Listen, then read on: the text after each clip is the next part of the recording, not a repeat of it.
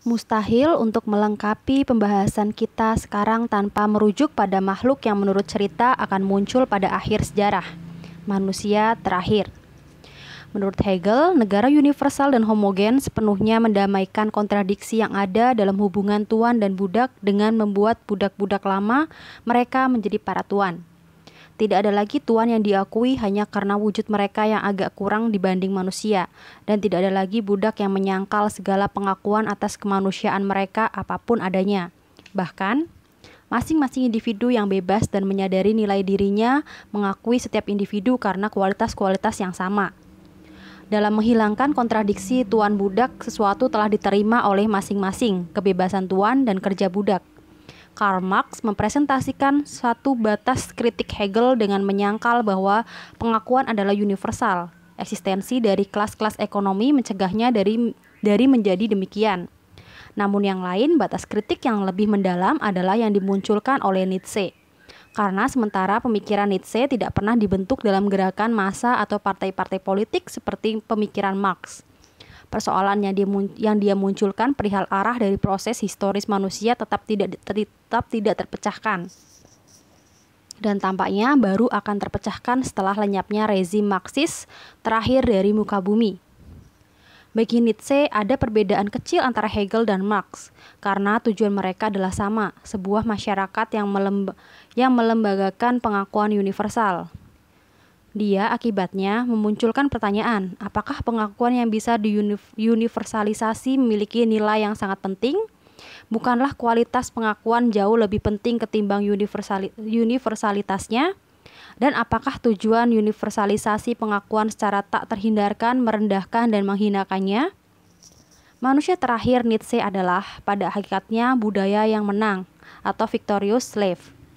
Dia setuju sepenuhnya dengan Hegel bahwa Kristianitas adalah ideologi budak dan bahwa demokrasi mempresentasikan bentuk Kristianitas yang tersekularisasi. Persamaan seluruh manusia di hadapan hukum adalah realisasi dari cita-cita Kristen akan persamaan seluruh orang beriman dalam kerajaan surga. Namun kepercayaan Kristen terhadap persamaan manusia di hadapan Tuhan adalah sesuatu yang tidak lebih dari prasangka. Prasangka yang lahir dari kemarahan yang lemah terhadap mereka yang lebih kuat ketimbang mereka. Agama Kristen berasal dari kesadaran bahwa yang lemah bisa mengatasi yang kuat, manakala mereka bersatu padu dalam sebuah kelompok, dengan menggunakan senjata tanggung jawab dan nurani. Di masa modern, prasangka ini telah tersebar luas dan tidak bisa dicegah. Bukan karena ia telah diungkapkan sebagai benar, tetapi karena semakin banyaknya jumlah orang lemah. Negara demokrasi liberal bukan merupakan sintesis dari moralitas tuan dan moralitas budak, seperti yang dikatakan Hegel. Bagi Nietzsche, ia mempresentasikan sebuah kemenangan budak tanpa syarat. Kebebasan dan kepuasan tuan tidak diterima dimanapun, karena tidak ada orang yang benar-benar berkuasa dalam sebuah masyarakat demokratis.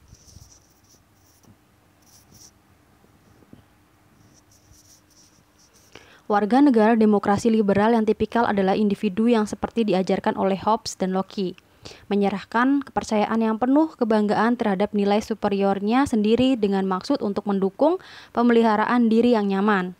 Bagi Nietzsche, manusia demokratis sepenuhnya tersusun dari hasrat dan akal, pandai menemukan cara-cara baru untuk memuaskan berbagai hasrat kecil melalui kalkulasi kepentingan diri jangka panjang.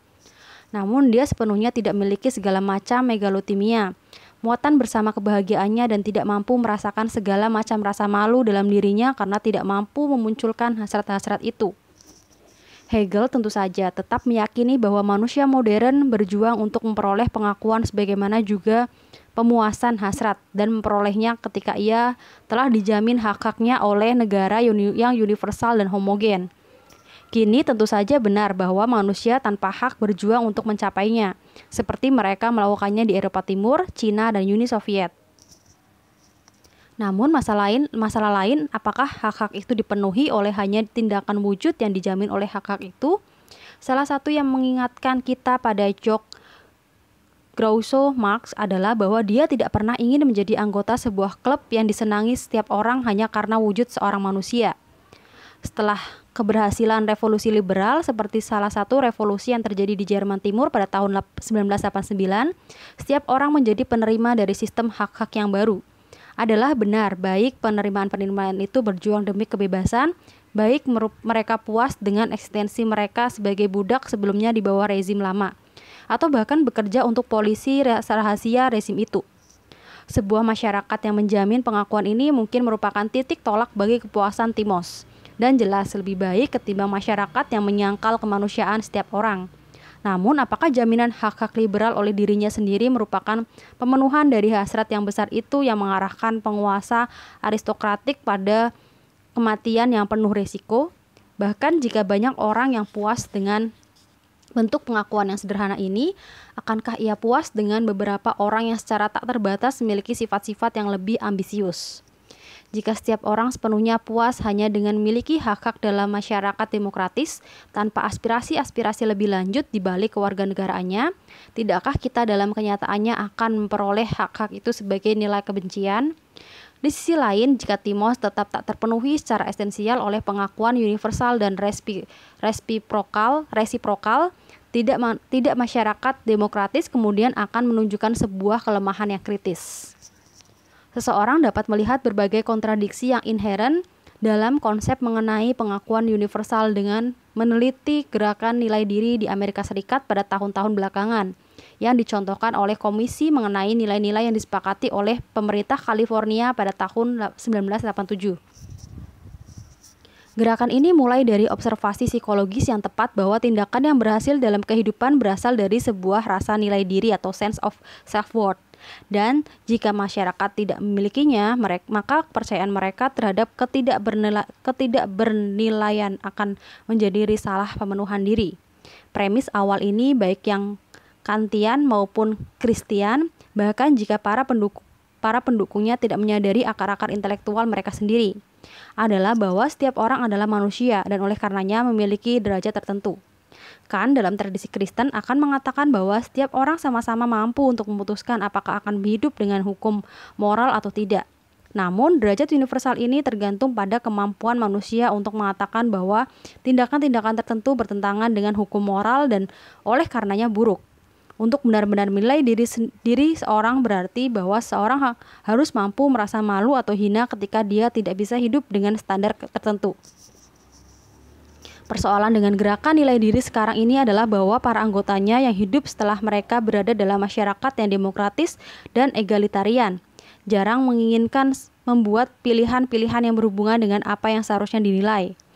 Mereka ingin keluar dan merengkuh setiap orang dan mengatakan pada mereka bahwa tidak menjadi masalah betapa hina dan rendahnya hidup mereka, tetapi mereka masih memiliki nilai diri bahwa mereka adalah seseorang. Mereka tidak ingin mengesampingkan setiap orang atau setiap tindakan sebagai yang tak bernilai.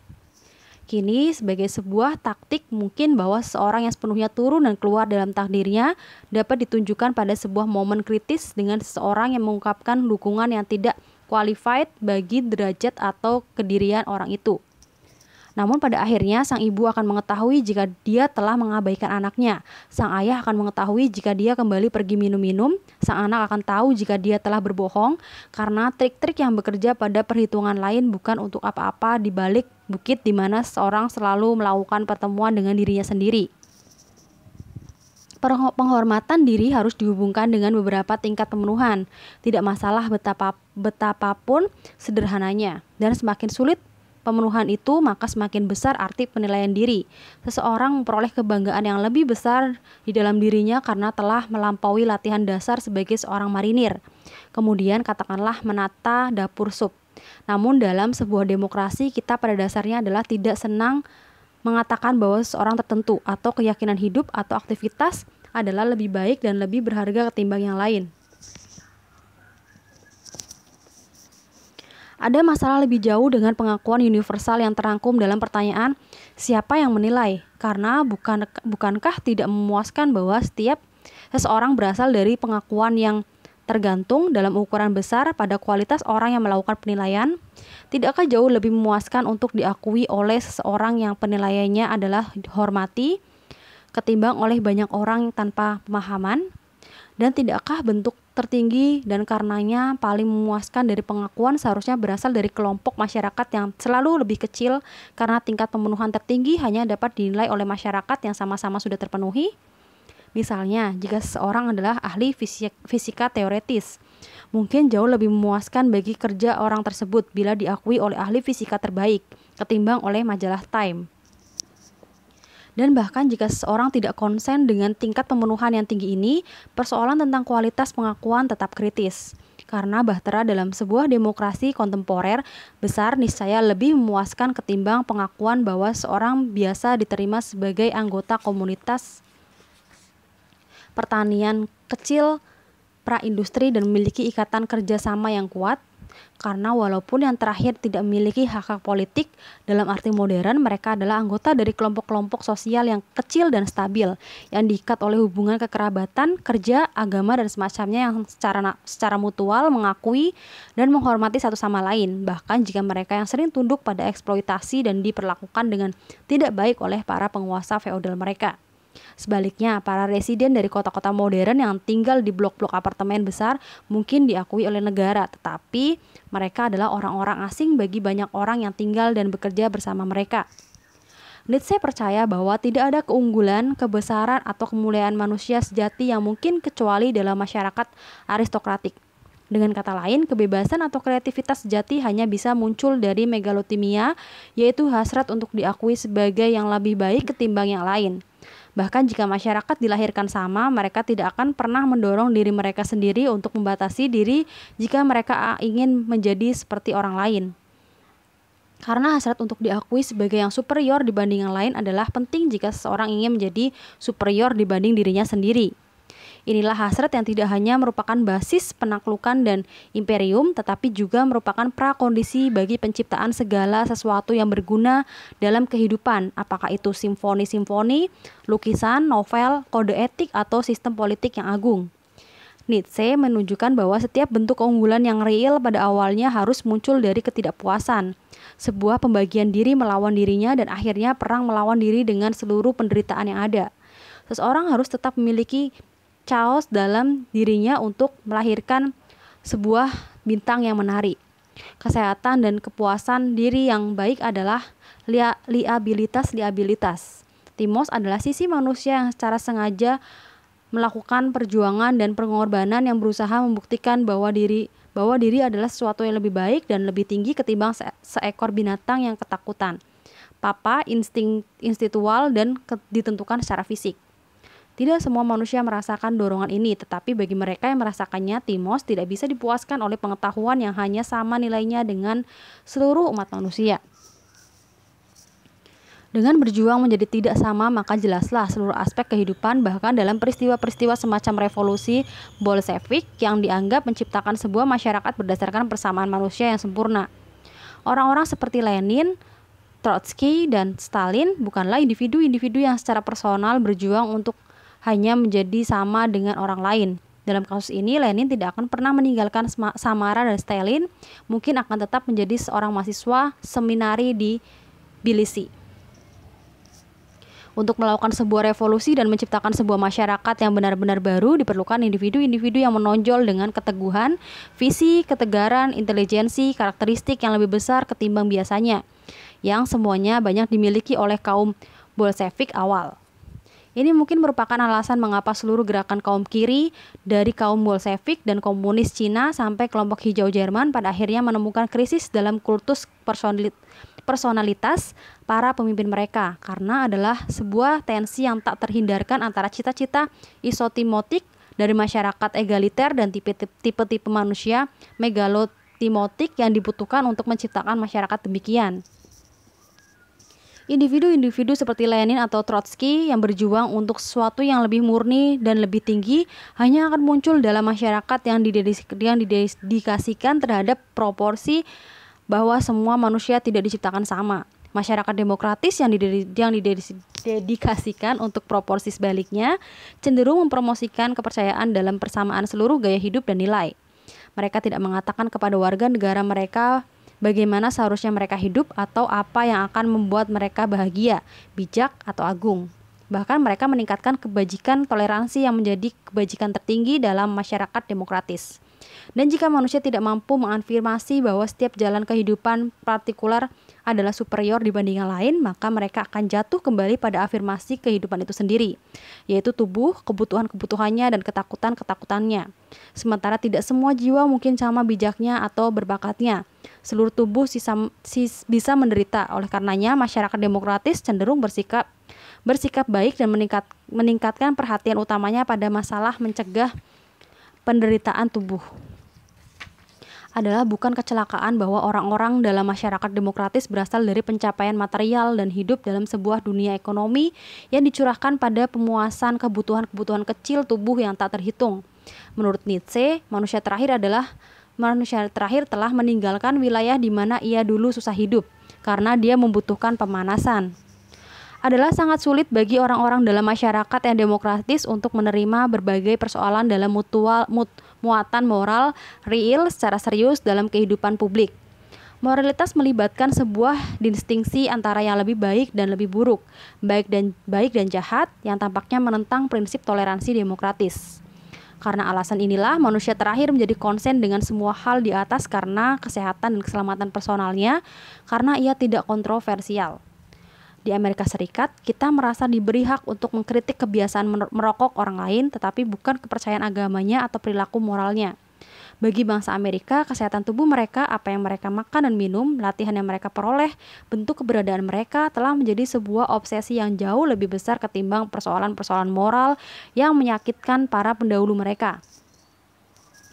Dengan meletakkan pemeliharaan diri sebagai hal yang utama di atas segala hal, manusia terakhir mirip dengan budak dalam pertempuran berdarahnya Hegel yang memulai sejarah. Namun situasi manusia terakhir dibuat lebih buruk sebagai akibat dari seluruh proses historis yang telah dihasilkan sejak waktu itu. Evolusi kumulatif kompleks dari masyarakat manusia menuju demokrasi. Karena menurut Nietzsche, sesuatu yang hidup tidak bisa menjadi sehat, kuat, atau produktif kecuali dengan hidup dalam horizon tertentu, yaitu serangkaian nilai dan kepercayaan yang diterima secara mutlak dan tanpa kritik. Tidak ada seniman yang akan membuat lukisan, tidak ada jenderal yang memperoleh kemenangannya, tidak ada negara yang memperoleh kemerdekaannya tanpa horizon ini, tanpa mencintai kerja yang mereka lakukan, secara tidak terbatas lebih dari yang pantas dicintai.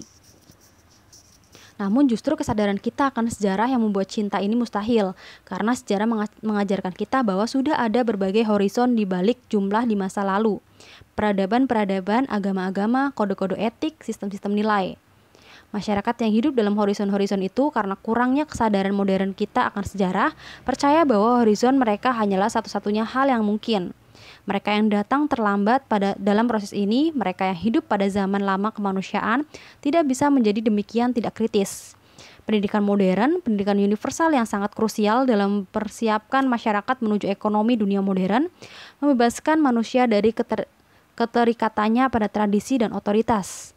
Mereka menyadari bahwa horizon mereka hanyalah sebuah horizon, bukan lahan yang solid tetapi sebuah halusinasi yang lenyap setelah yang satu mendekat dengan memberi jalan kepada horizon yang lain di baliknya. Itulah mengapa manusia modern disebut manusia terakhir. Dia telah dibuat lelah oleh pengalaman sejarah dan digunakannya kemungkinan akan pengalaman nilai-nilai langsung.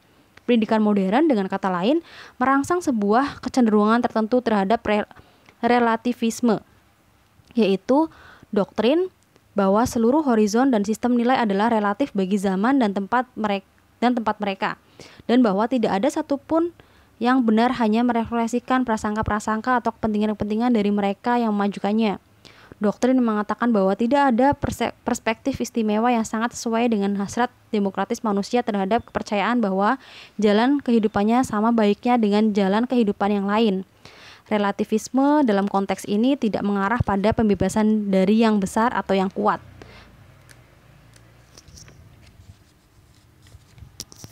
tetapi dari yang tengah-tengah, yang kini telah menceritakan pada mereka yang tidak memiliki sesuatu yang dipermalukan. Budak pada permulaan sejarah menolak mempertaruhkan hidupnya dalam perang berdarah karena dia secara instingtif merasa takut.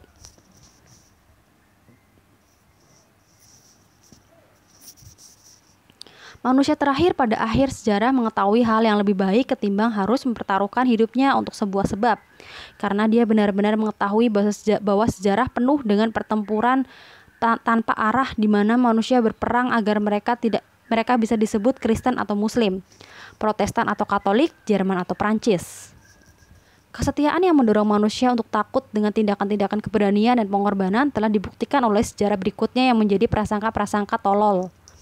Manusia dengan pendidikan modern puas duduk di rumah sambil memberi selamat pada diri mereka sendiri atas keterbukaan pemikiran dan tiadanya fanatisme mereka. Seperti yang dikatakan Zaratustranya Nietzsche tentang mereka. Bagi kamu yang berbicara, yang real adalah kita seutuhnya, tanpa kepercayaan atau tahayul. Oleh karenanya, kalian memenggal kepala kalian tanpa sialan, mereka adalah hampa. Ada banyak orang dalam masyarakat demokratis, terutama di antara anak-anak muda yang tidak puas hanya dengan memberi selamat pada diri mereka sendiri atas keterbukaan pemikiran mereka, tetapi yang lebih suka hidup dalam sebuah horizon, yaitu mereka ingin memilih kepercayaan dan komitmen terhadap nilai-nilai yang lebih dalam ketimbang sekedar liberalisme itu sendiri, seperti yang ditawarkan oleh agama-agama tradisional. Namun mereka dihadapkan dengan persoalan yang nyaris tak terpecahkan. Mereka memiliki lebih banyak kebebasan untuk memilih keyakinan mereka ketimbang dalam masyarakat lain dalam sejarah. Mereka bisa menjadi Muslim, Buddhis, Teosofis, Hare Krishna, atau pengikut La Rose-Leiden untuk tidak membicarakan pilihan-pilihan yang lebih tradisional seperti menjadi Katolik atau Baptis. Namun varietas yang sesungguhnya dari pilihan itu sangat membingungkan dan mereka yang memutuskan mengambil satu jalan atau lainnya melakukannya dengan kesadaran akan adanya jalan lain yang tak terhitung jumlahnya. Mereka mirip dengan karakter Woody Allen Mickey Sachs yang ketika menyadari bahwa dia menderita kanker menyibukkan dirinya dalam berbagai perjalanan menjelajah agama-agama dunia. Apa yang terakhir menyadarkan dia untuk hidup tidak kurang arbiternya, dia mendengarkan Potato Head Blues-nya Louis Armstrong dan memutuskan bahwa banyak hal yang masih bernilai di samping semua itu. Ketika komunitas-komunitas diikat bersama dalam sebuah keyakinan tunggal yang diturunkan dari para nenek moyang berbagai generasi yang sudah hilang, maka otoritas dari keyakinan itu diterima begitu saja atau taken for granted dan menjadi elemen konstituen dari karakter moral seseorang. Keyakinan mengikat seseorang dan keluarganya dan dengan anggota-anggota masyarakat lain sebagai suatu keseluruhan. Untuk membuat pilihan ini sekarang dalam sebuah masyarakat demokratis mengandung beberapa risiko dan konsekuensi, tetapi menghasilkan lebih sedikit kepuasan. Keyakinan cenderung memisahkan ketimbang menyatukan masyarakat karena ada begitu banyak alternatif. Seseorang tentu saja dapat menggabungkan sejumlah kecil komunitas orang-orang beriman, tetapi mereka hampir tidak pernah tumpah tindih dengan komunitas kerja dan lingkungan. Dan ketika keyakinan menjadi menyusahkan, ketika keyakinan dipisahkan dari warisan nenek moyang, atau ketika seseorang menemukan bahwa gurunya telah meninggalkan keyakinan itu, keyakinan biasanya lenyap seperti fase-fase perkembangan lain yang belum dewasa. Konsen Nietzsche terhadap manusia terakhir telah lama digemakan oleh sejumlah pemikir modern lain yang melihat secara dalam pada karakter masyarakat demokratis. Tocqueville telah meramalkan konsen Nietzsche bahwa jalan hidup penguasa tidak berjalan dari bumi bersama majunya demokrasi. Penguasa yang membuat hukum untuk dirinya sendiri dan orang lain, ketimbang secara pasif menaatinya. Sesekali memang lebih terhormat dan lebih bahagia ketimbang budak.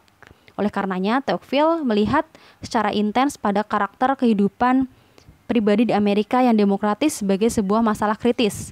Masalah yang mungkin mengarah pada penyia-nyiaan ikatan moral yang menghubungkan manusia satu sama lain dalam komunitas-komunitas pra-demokratis. Seperti halnya Nietzsche, dia juga konsen dengan penghapusan hubungan formal di antara tuan dan budak, yang tidak akan membuat budak menjadi penguasa atas diri mereka sendiri, tetapi akan mempesonakan mereka dengan jenis perbudakan baru. Di sebuah negara besar seperti Amerika, kewajiban-kewajiban warga negara adalah minimal dan kecilnya individu ketika dibandingkan dengan kebesaran negara membuat yang pertama merasa tidak menyukai tuannya sama sekali. Bahkan lemah dan tidak berdaya dalam menghadapi berbagai peristiwa yang tidak bisa dia kendalikan. Kecuali pada tingkat yang paling abstrak dan teoretik, maka apakah ini artinya harus mengatakan bahwa masyarakat telah menjadi tuan bagi diri mereka sendiri? Tocqueville membantah Nietzsche dalam wujud yang terlalu menyadari akan apa yang telah hilang ketika masyarakat-masyarakat berpindah dari aristokrasi menuju demokrasi. Kemudian dia mencatat memproduksi lebih sedikit hal-hal yang indah tetapi tidak bermanfaat yang menjadi Ciri utama masyarakat aristokratik dari puisi-puisi dan dari teori-teori metafisika sampai telur-telur Faberge, dan di sisi lain masyarakat itu lebih banyak memproduksi kuantitas hal-hal yang berguna tetapi jelek. Alat-alat mesin, jalan raya, Toyota Camry, dan rumah-rumah susun. Amerika modern telah merencanakan untuk menyusunnya sehingga anak-anak mudanya yang paling cemerlang dan paling istimewa memproduksi hal-hal yang tidak indah dan tidak berguna, seperti gunungan persoalan hukum yang dihasilkan oleh para pengacara setiap tahunnya. Namun kurangnya keterampilan tangan merupakan sebuah konsen yang tak penting ketika dibandingkan dengan hilangnya kemungkinan-kemungkinan kemanusiaan tertentu dalam wilayah moral dan teoretik. Kemungkinan-kemungkinan yang diperlihatkan oleh etos masyarakat aristokratik yang santai dan anti-utilitarian. Dalam sebuah ungkapan terkenal yang merujuk pada penulis ahli matematika dan keagamaan Pascal. Pascal yang semasa kecilnya telah menemukan proporsi-proporsi Euclid atas miliknya sendiri, pergi menyendiri di sebuah petapa pada usia 31 tahun. Dia memiliki serangkaian kuku yang diikatkan dengan kursi tempat duduknya sehingga dia bisa tetap duduk ketika orang-orang datang untuk berbicara dengannya dan meminta nasihat. Dan ketika dia merasakan kegembiraan dalam pembicaraan itu, dia akan menjatuhkan dirinya ke tempat duduk itu dengan maksud untuk merendahkan tubuhnya. Pascal seperti halnya Nietzsche mengalami sakit selama kehidupan dewasanya. Dan dalam 4 tahun terakhir dari hidupnya, dia kehilangan seluruh kemampuannya untuk berkomunikasi dengan orang lain. Dia tidak lari atau ketakutan mengenai berbagai pengaruh dari rokok sekunder terhadap kesehatannya. Dan meskipun demikian, dia mampu menghabiskan tahun-tahun sebelum kematiannya untuk melakukan berbagai meditasi spiritual yang mendalam mengenai tradisi barat.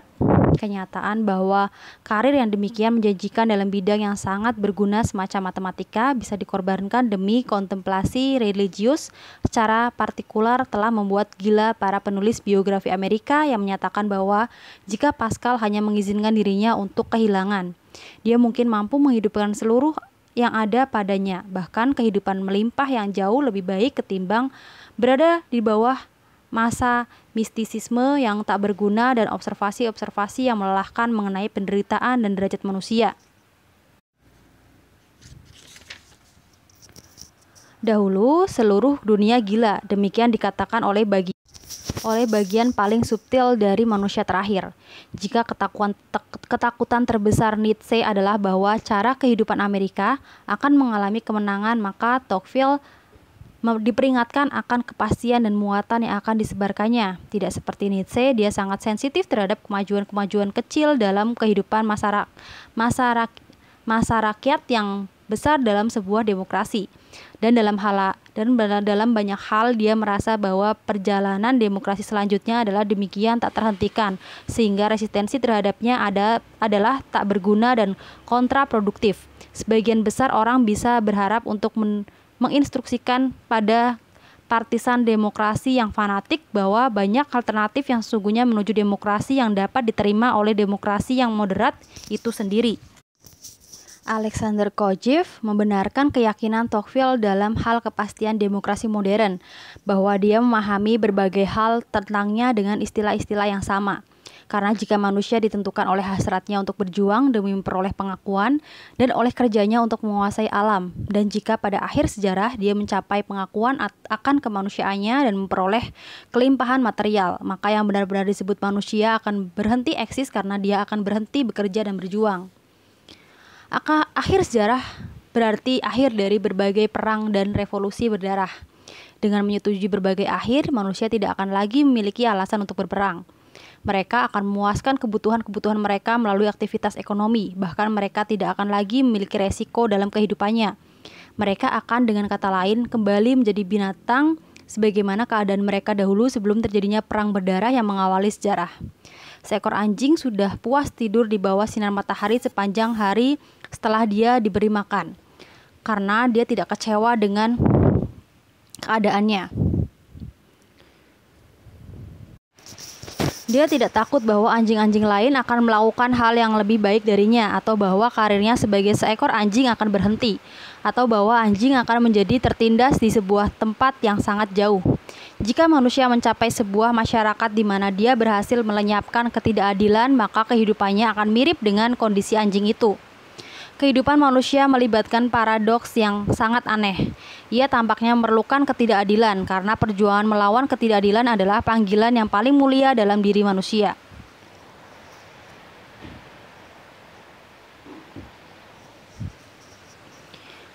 Tidak seperti Nietzsche, Kojif tidak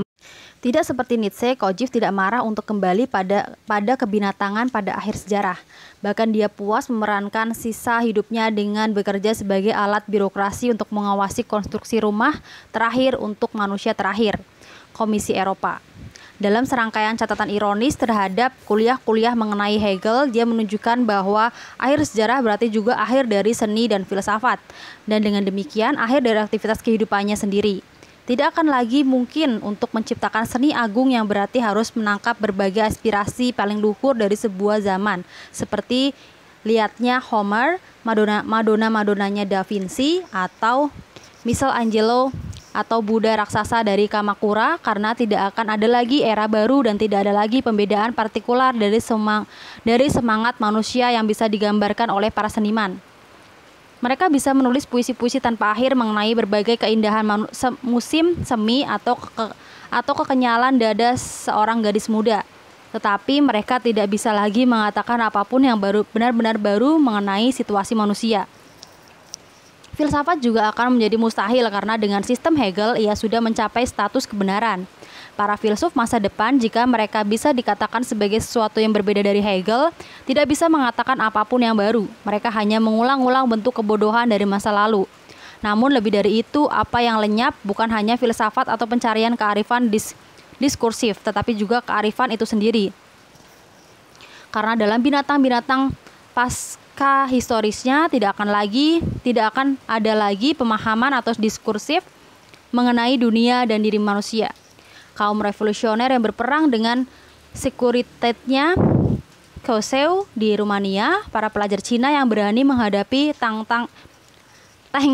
di lapangan Tiananmen, orang-orang Lituania yang berperang melawan Moskwa demi kemerdekaan negara mereka, orang-orang Rusia yang mempertahankan parlemen dan presiden mereka, sebagian besar nyaris merdeka dan oleh karenanya juga memerdekakan sebagian besar manusia. Mereka dulu adalah para budak yang mengabdikan diri mereka kepada hasrat majikannya dengan menanggung resiko kehidupan mereka sendiri dalam perang berdarah untuk membebaskan diri mereka. Namun ketika mereka pada akhirnya berhasil dan pada akhirnya pasti berhasil, mereka ingin menciptakan sebuah masyarakat demokratis yang stabil untuk diri mereka sendiri, di mana perjuangan dan kerja dalam arti lama dibuat tidak penting dan di mana kemungkinan diri mereka kembali bebas dan menjadi manusia seperti dalam perjuangan revolusioner yang telah hilang. Kini mereka membayangkan bahwa mereka akan bisa bahagia bila mereka memperoleh tanah yang dijanjikan ini. Karena banyak kebutuhan dan hasrat yang eksis di Rumania atau Cina saat ini akan bisa dipenuhi. Suatu hari mereka juga ingin memiliki seluruh mesin cuci dan VCR dan mobil-mobil pribadi. Namun akankah mereka juga puas dengan diri mereka sendiri? Atau akankah ia berubah sehingga kepuasan manusia setelah dipertentangkan dengan kebahagiaannya tidak muncul dari tujuan itu sendiri, tetapi dari perjuangan dan kerja keras sepanjang hidup? Ketika Zarathustranya Nietzsche bercerita kepada kerumunan orang tentang manusia terakhir, muncul sebuah teriakan. Berikanlah manusia terakhir ini pada kami, oh Zarathustra. Palingkanlah kami pada manusia-manusia terakhir ini, mereka berteriak. Kemudian manusia terakhir adalah kehidupan, keamanan fisik, dan kelimpahan material yang justru merupakan apa yang dijanjikan oleh para politisi barat terhadap para pemilihnya. Inikah yang sebenarnya yang telah menjadi kisah mengenai masa lalu beberapa milenia terakhir? Haruskah kita takut jika kita akan bahagia dan puas dengan keadaan kita, tidak lagi menjadi manusia tetapi binatang dari jenis Homo sapiens? Atau apakah bila kita berbahagia dalam satu tingkat tetapi masih tidak puas dengan diri kita sendiri di sisi lain dan oleh karenanya siap untuk menarik dunia kembali menuju sejarah dengan seluruh peperangan, ketidakadilan, dan revolusi yang terjadi di dalamnya?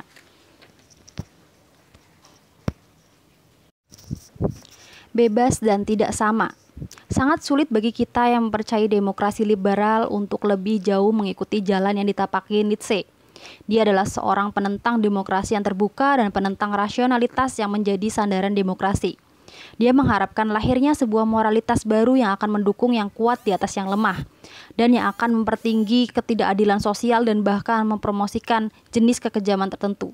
Bagi kaum Nietzschean, yang benar adalah kita seharusnya memperkeras tubuh dan jiwa kita. Nietzsche yang jari-jarinya berubah menjadi biru pada musim dingin karena dia menolak untuk menghangatkan kamarnya, dan yang bertahun-tahun bahkan sebelum dia mulai gila jarang sekali melewati harinya tanpa serangan sakit kepala, menunjukkan jalan kehidupan yang diperlembut bukan oleh kenyamanan maupun kedamaian. Di sisi lain, kita sudah bisa menerima banyak observasi psikologis Nietzsche yang akut, bahkan jika kita menolak moralitasnya. Jalan di mana hasrat kepada keadilan dan hukuman demikian sering ditutup dalam kemarahan si lemah melawan si kuat. Potensialitas yang melemahkan efek-efek spiritual dari kebajikan dan keadilan, fakta bahwa individu-individu tertentu dengan sengaja tidak mencari kenyamanan dan keamanan, dan banyak yang tidak puas dengan kebahagiaan sebagaimana dipahami oleh tradisi utilitarian Anglo-Saxon, jalan di mana perjuangan dan resiko merupakan bagian konstituen dari jiwa manusia. Hubungan antara hasrat menjadi lebih besar ketimbang yang lainnya, dan kemungkinan dari keunggulan dan personal penguasaan diri. Seluruh wawasan ini mungkin bisa dianggap sebagai refleksi yang akurat mengenai kondisi manusia, yang bisa kami terima tanpa kami harus memutuskan diri dengan tradisi liberal Kristen di mana kami hidup. Sesungguhnya berbagai wawasan psikologis Nietzsche sudah akrab dengan kita karena dia juga membicarakan hasrat untuk memperoleh pengakuan.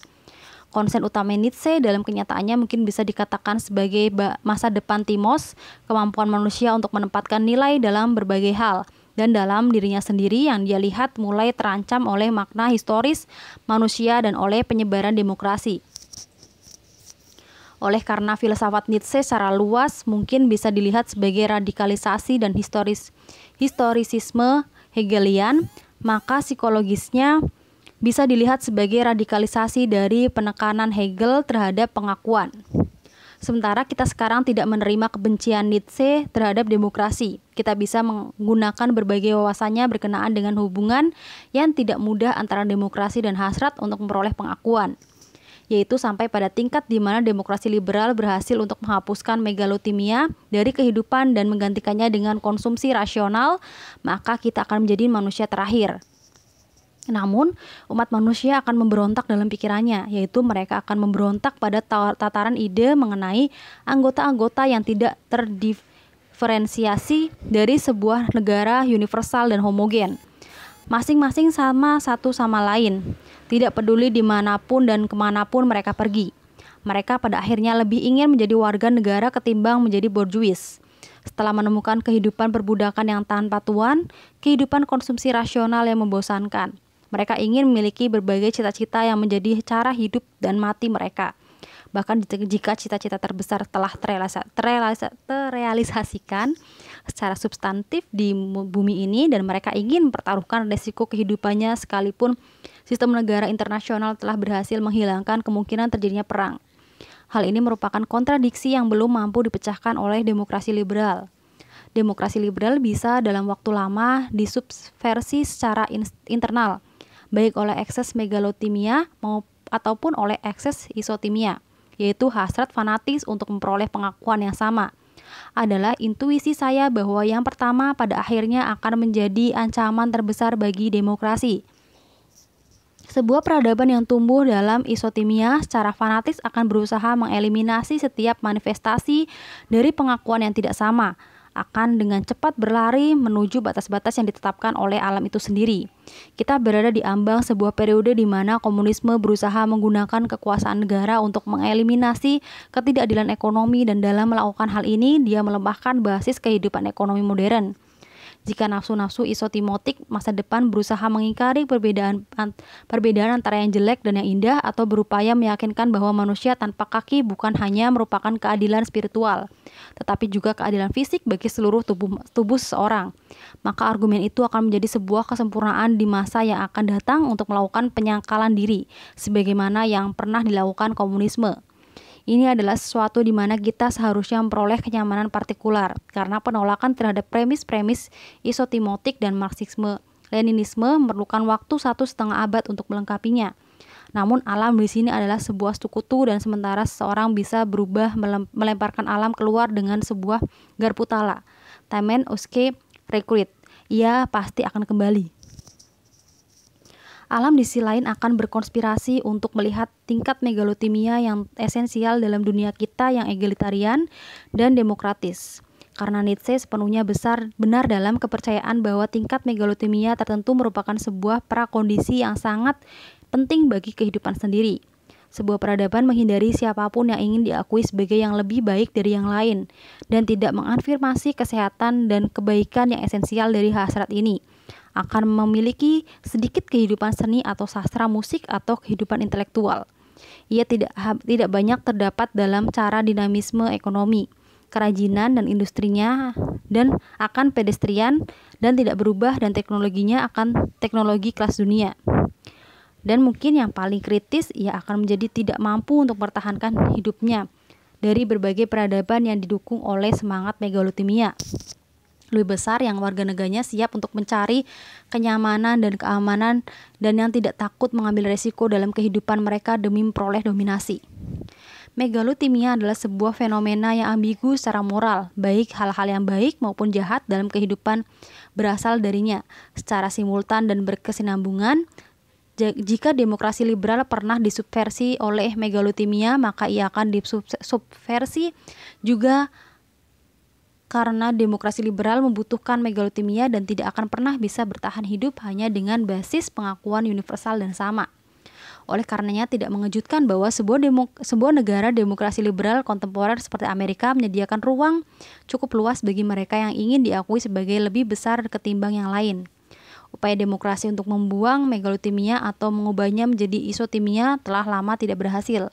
Sesungguhnya kesehatan dan stabilitas demokrasi yang berjalan lama bisa dilihat bersandar pada kualitas dan jumlah outlet bagi megalotimia yang bisa diperoleh oleh para warga negaranya.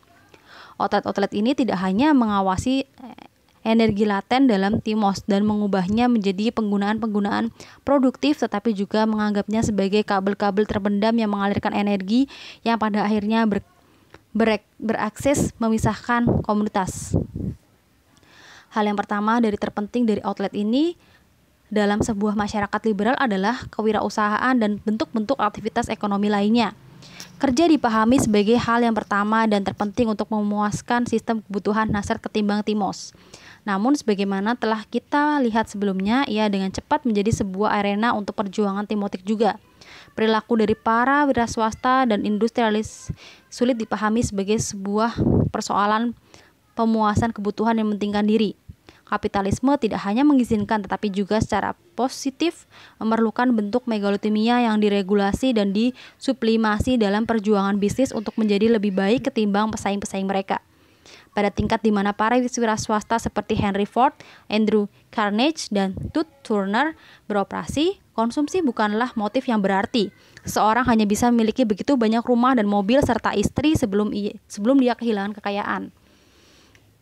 Orang-orang semacam ini tentu saja tamak dalam menginginkan jumlah yang lebih besar, tetapi uang lebih berfungsi sebagai tanda atau simbol dari kemampuan mereka sebagai wira swastawan ketimbang sebagai alat untuk memperoleh barang-barang untuk konsumsi pribadi. Mereka tidak menanggung resiko kehidupan mereka, tetapi mereka mempertaruhkan keberuntungan mereka, status dan reputasi demi jenis kemuliaan tertentu. Mereka bekerja dengan sangat keras dan mengabaikan kesenangan-kesenangan kecil demi memperoleh kesenangan-kesenangan yang jauh lebih besar dan tak terhingga. Pekerja mereka seringkali menghasilkan produk dan mesin-mesin yang menunjukkan dominasi dari kerasnya para tuan alam, dan jika mereka tidak disemangati publik secara klasik, mereka pasti akan ikut serta dalam dunia sosial yang diciptakan oleh masyarakat sipil. Wira swasta kapitalis klasik yang digambarkan Joseph Schumpeter oleh karenanya bukanlah manusia terakhirnya Nietzsche.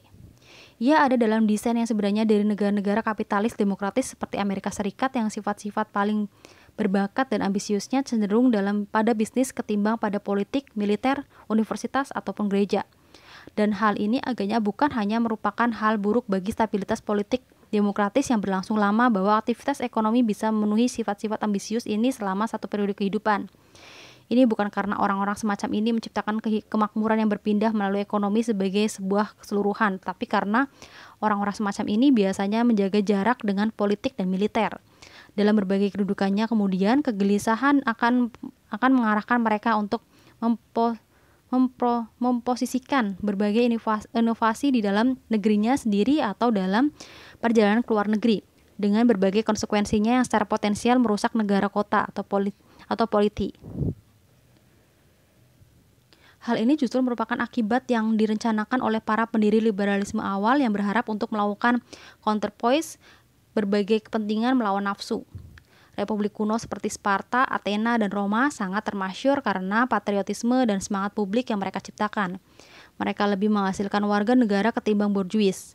Namun kemudian, sebelum revolusi industri, warga negara mereka hanya memiliki sedikit pilihan. Kehidupan dari seorang pedagang tidak melibatkan kemuliaan, dinamisme, inovasi, atau penguasaan. Anda hanya mengerjakan pasar-pasar tradisional atau kerajinan yang sama seperti yang dilakukan orang tua atau nenek moyang Anda.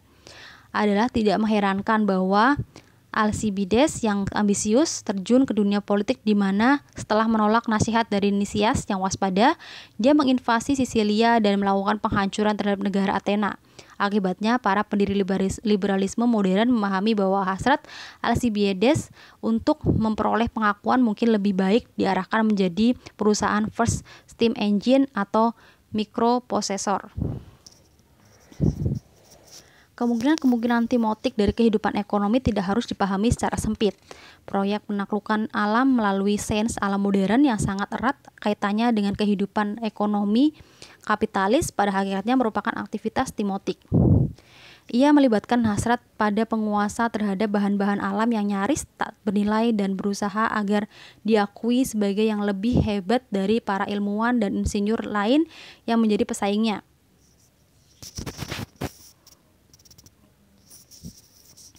Sains sebagai sebuah aktivitas sangat sulit untuk bebas risiko baik bagi pribadi sang ilmuwan maupun masyarakat. Karena alam sepenuhnya mampu melakukan serangan balik dalam bentuk senjata nuklir atau virus HIV. Politik demokratis juga menyediakan outlet bagi sifat-sifat yang ambisius. Politik elektoral adalah sebuah aktivitas timotik karena seseorang bersaing dengan lainnya demi pengakuan publik atas dasar pandangan-pandangan tentang benar dan salah, adil dan tidak adil yang saling bertentangan.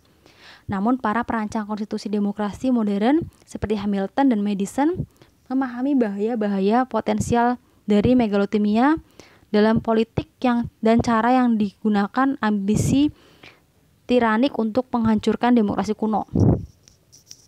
Akibatnya mereka mengikat para pemimpin demokrasi modern dengan sebuah ikatan pengawasan konstitusional atas kekuasaan mereka secara ketat. Yang pertama dan terpenting tentu saja adalah kedaulatan yang populer. Seorang eksekutif modern menganggap dirinya sebagai seorang perdana menteri, yaitu yang pertama di antara para pelayan masyarakat ketimbang sebagai penguasa atau tuan mereka.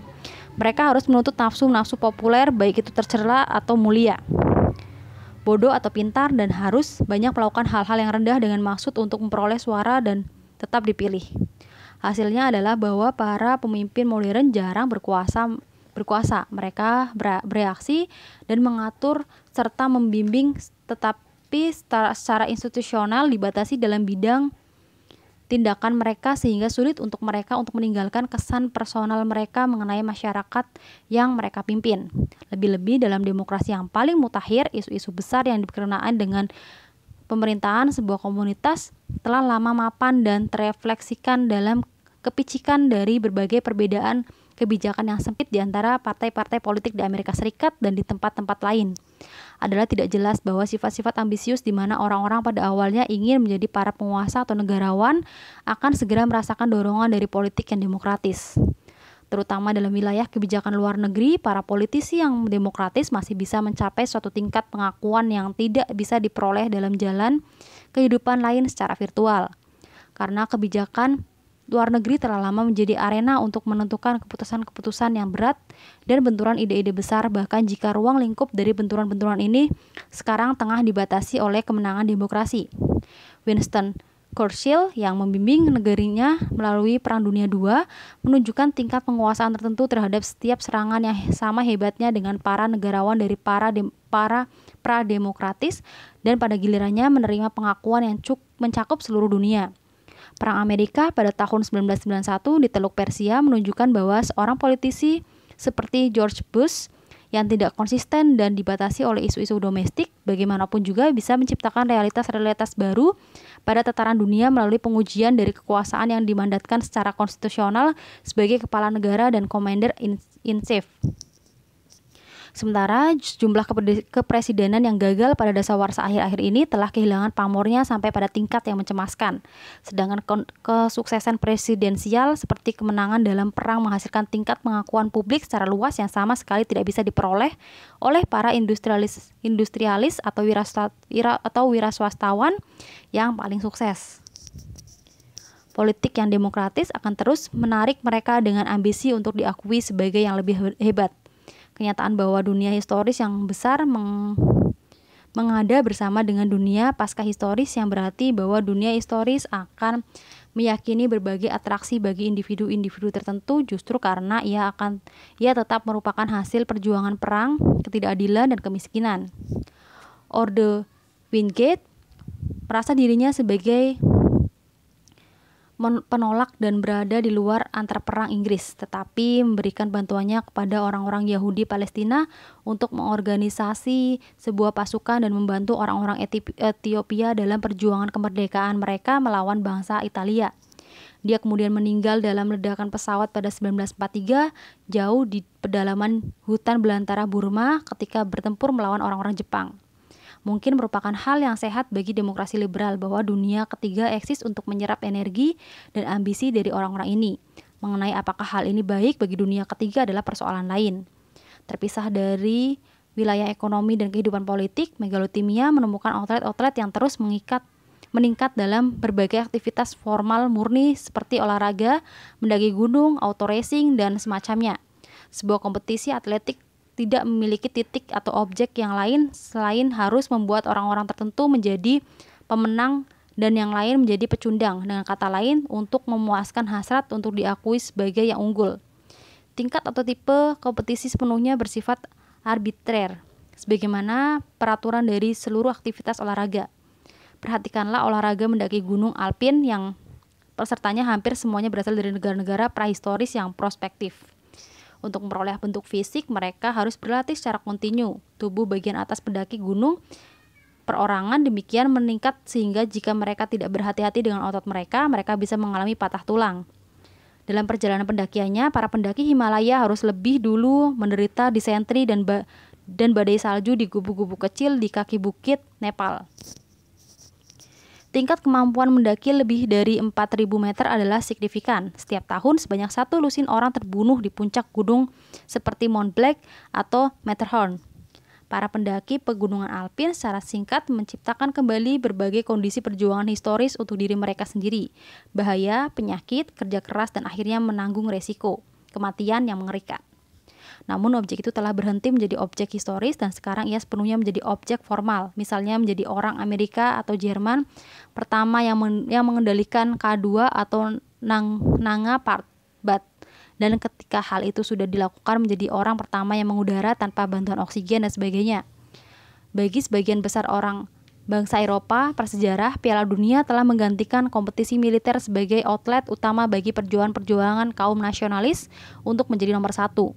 Mungkin bukan suatu kebetulan bahwa di sebagian besar Amerika Serikat prahistoris, California, seseorang menemukan sebagian besar pencarian obsesif dari berbagai aktivitas bebas berisiko tinggi yang tidak memiliki tujuan tetapi mampu mengeluarkan partisipasinya dari kenyamanan sebuah eksistensi borjuis. Lomba mendaki tebing, terbang layang, selancar, lari maraton, angkat besi, dan seterusnya. Karena di mana bentuk-bentuk perjuangan tradisional seperti perang menjadi tidak mungkin dan di mana kelimpahan material yang yang merata membuat perjuangan ekonomi menjadi tidak penting. Maka individu-individu timotik mulai mencari jenis-jenis aktivitas lain yang tanpa maksud yang dapat memberikan pengakuan terhadap mereka. Dalam catatan kuliahnya yang ironis mengenai Hegel, Kojève mencatat bahwa dia dipaksa untuk merevisi pandangan awalnya bahwa manusia akan berhenti menjadi manusia dan akan kembali pada kondisi kebinatangan atau state of animality sebagai akibat dari perjalanan menuju Jepang dan sebuah love affair pada tahun 1958. Dia menyatakan bahwa setelah munculnya Shogun Hideyoshi pada abad ke-15, Jepang mengalami kondisi perdamaian internal dan eksternal untuk periode berapa ratus tahun yang sangat mirip dengan postulat Hegel mengenai akhir sejarah.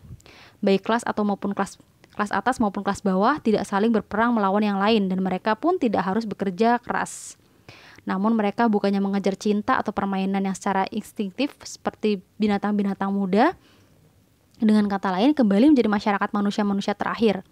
Orang-orang Jepang justru menunjukkan bahwa adalah mungkin untuk terus menjadi manusia melalui penciptaan serangkaian seni formal yang benar-benar tanpa tujuan, seperti teater Noh, tea ceremony, merangkai bunga, dan semacamnya. Sebuah tea ceremony tidak memerlukan tujuan politik atau ekonomi secara eksplisit, bahwa signifikansi simboliknya telah lama hilang, namun ia adalah sebuah arena untuk megalotomia dalam bentuk keangkuhan murni. Ada banyak sekolah yang dimaksudkan untuk mempelajari tea ceremony atau merangkai bunga dengan guru-guru mereka sendiri, para pelajar, tradisi dan aturan-aturan mengenai yang baik dan yang buruk. Ia merupakan formalisme sejati dari aktivitas ini, penciptaan aturan-aturan dan nilai-nilai baru yang dipisahkan dari tujuan utilitarian. Sebagaimana dalam olahraga yang mengajukan kemungkinan pada Kojève mengenai aktivitas manusia yang secara spesifik bahkan ada setelah akhir sejarah.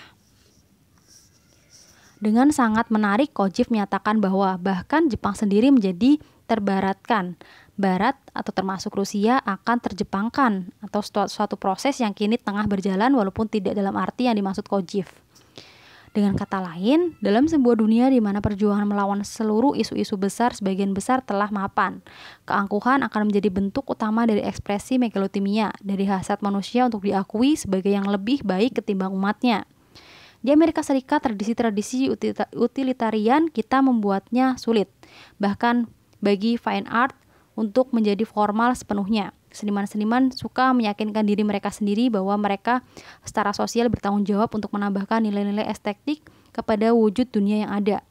Namun, akhir sejarah akan berarti akhir di antara hal-hal lain dari seluruh seni yang secara sosial dapat dianggap berguna dan oleh karenanya akan menurunkan aktivitas artistik menjadi formalisme kosong dari seni-seni tradisional Jepang. Hal-hal demikian merupakan berbagai outlet bagi megalotomia di negara-negara demokrasi liberal kontemporer.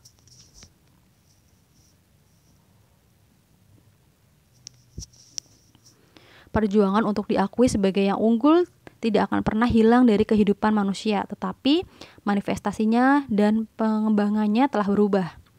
Bukan lagi mencari pengakuan untuk menaklukkan masyarakat dan wilayah-wilayah asing.